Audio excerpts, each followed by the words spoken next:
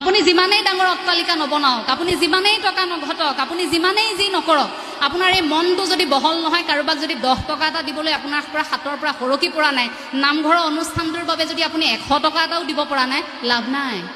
আপুনি 5 ষ্টাৰ হোটেলত সেই চাহকাপ 5000 টকা দি আপুনি খাব পাৰে।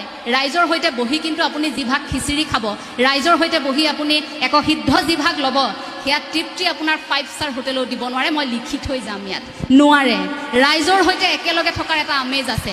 এই যে 30% পোৱা ছাত্ৰ ছাত্ৰীসকল, আমি আওকাণ কৰোঁ, পাছ কৰিলে সি আমুকৰ ল'ৰাটোৱে যেনে তেনে পাছ কৰিলে, তাৰ ল'ৰাটো ফেইল কৰিলে নহয়, এবাৰ পৰীক্ষাত বৰ বেয়া কৰিলে। দেখিব ষ্টেণ্ড কৰা ল'ৰাটোৰ ঘৰত মিঠাই টোপোলা লৈ পৰিয়ালৰ লোক গৈ আছে, গাঁৱৰ লোক গৈ আছে, কিন্তু কাষতে ফেইল কৰা ঘৰৰ সেই ছাত্ৰগৰাকীৰ ঘৰত মাত লগাবলৈ কোনো যোৱা নাই। কিন্তু যেতিয়া দুদিন পিছত এটা বিপদ হ'ব, যাচোন ধনাৰ পুতেকক মাতি আন, যাচোন ধৰ্মেশ্বৰ পুতেকক মাতি আনি বাঁহডাল কাটি দিয়ক।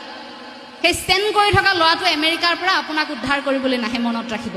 গতিকে ছাত্ৰ ছাত্ৰীক কেতিয়াও এই গুণগত মানদণ্ডৰ ওপৰত তেওঁলোকক শিক্ষা দিবলৈ চেষ্টা কৰক, আধ্যাত্মিক শিক্ষাৰে শিক্ষিত কৰক। কেতিয়াও এই মাৰ্কশ্বিটখনক লৈ অমুকে ইমান নম্বৰ পাইছে, এইটো পুৰস্কাৰ পাইছে, এইটো আসন পাইছে, সেই আসনক লৈ মানুহক কেতিয়াও তুলনা নকৰিব।